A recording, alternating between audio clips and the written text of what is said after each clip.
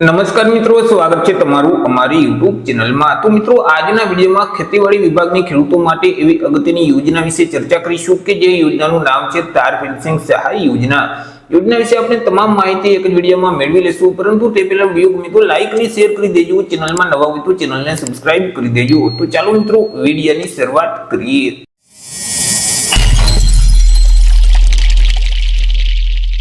મિત્રો, આ યોજનામાં જો તમારે ઘર બેઠા જ ઓનલાઈન અરજી ફોર્મ ભરવું હોય તો અમારા જે WhatsApp નંબર છે 6352228352, આ નંબર પર તમે WhatsApp પર મેસેજ કરશો કે અમારે તાર ફેન્સિંગમાં ઓનલાઈન અરજી ફોર્મ ભરવું છે, તો તમને નજીવી ફી સાથે ઘર બેઠા જ અરજી ફોર્મ ભરી દેવામાં આવશે।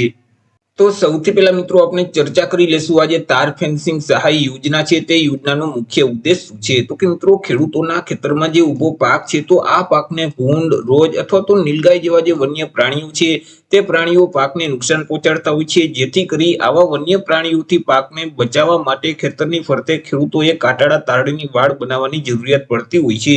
જેથી મિત્રો ખેડૂતો ખેતરની ફરતે કાંટાળા તારની વાડ બનાવી શકે તે હેતુથી ગુજરાત સરકારનું જે ખેતીવાડી વિભાગ છે તે વિભાગ દ્વારા તાર ફેન્સિંગ સહાય યોજના અમલમાં મૂકવામાં આવેલી છે કે જે યોજના અંતર્ગત કાંટાળા તારની વાડ બનાવવા માટે સહાય આપવામાં આવે છે। ચર્ચા કરી લઈએ યોજનાના લાભ વિશે કે યોજનાનો લાભ છે તે ક્યાં ક્યાં ખેડૂતો મેળવી શકે છે। તો કે આ યોજનાનો લાભ છે તે ગુજરાત રાજ્યના તમામ ખેડૂત ખાતેદારો મેળવી શકશે। પછી તે કોઈ પણ વર્ગના ખેડૂતો હોય, SC category, ST category, OBC, EWS કે જનરલ, કોઈ પણ વર્ગના ખેડૂત ખાતેદાર આ યોજનાનો લાભ મેળવી શકે છે। સહાય વિશે વાત કરીએ કે યોજના અંતર્ગત કેટલી અને કેવી રીતે સહાય ચૂકવવામાં આવે છે। તો કે આ યોજના અંતર્ગત તમામ વર્ગના ખેડૂત ખાતેદારોને એક સમાન સહાય આપવામાં આવે છે। અહીં કાંટાળા તારની વાડ બનાવવા માટે જે કુલ ખર્ચ થયેલ છે તે કુલ ખર્ચના 50% લેખે સહાય મળવા પાત્ર થશે, અથવા તો વધુમાં વધુ રનિંગ મીટર દીઠ ₹200 લેખે સહાય છે તે આપવામાં આવશે। બે રકમમાંથી જે રકમ ઓછી હશે એટલી ખેડૂતોને સહાય મળવા પાત્ર થશે અને સહાયની રકમ છે તે સીધી ડીબીટીના માધ્યમથી ખેડૂતોના બેંક ખાતામાં જમા કરાવી દેવામાં આવશે। મિત્રો, આ યોજના અંતર્ગત જે જમીનનો વિસ્તાર છે તે ઓછામાં ઓછો 2 હેક્ટર સુધીનો હોવો જોઈએ। ખેડૂત પોતે વ્યક્તિગત રીતે આ યોજનાનો લાભ છે તે મેળવી શકે છે, અથવા તો જો મિત્રો અહીં ખેડૂત પાસે 2 હેક્ટરનો વિસ્તાર ન થતો હોય તો તેવા સંજોગોમાં આજુબાજુના જે ખેડૂતો છે તે ખેડૂતો એક ગ્રુપ એટલે કે ક્લસ્ટર બનાવી અને આ યોજનાનો લાભ છે તે મેળવી શકશે।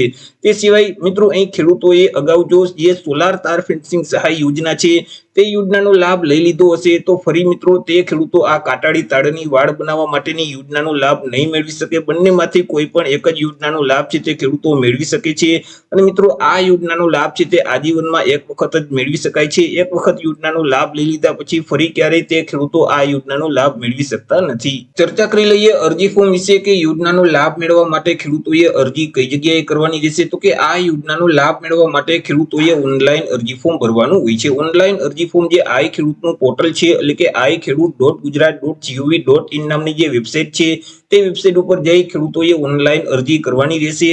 વર્ષ 2024-25 માટે આજથી ઓનલાઈન અરજી ફોર્મ શરૂ કરી દેવામાં આવશે, એટલે કે 12 ફેબ્રુઆરી 2025 થી લઈને 18 ફેબ્રુઆરી 2025 ના સમયગાળા દરમિયાન ખેડૂતોએ ઓનલાઈન અરજી કરવાની રહેશે।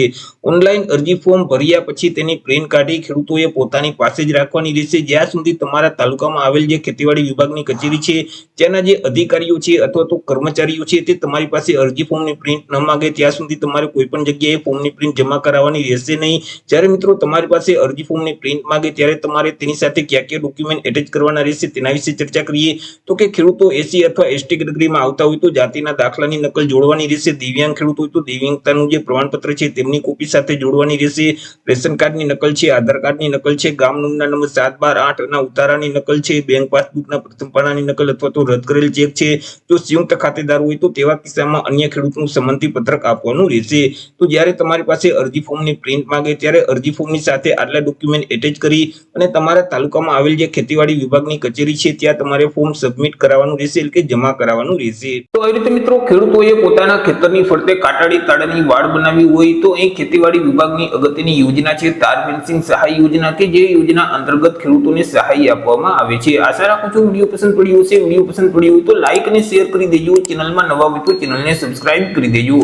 ફરી મળીશું એક નવા ટોપિક સાથે એક નવા જ વિડીયોમાં। ત્યાં સુધી જય હિન્દ, વંદે માતરમ।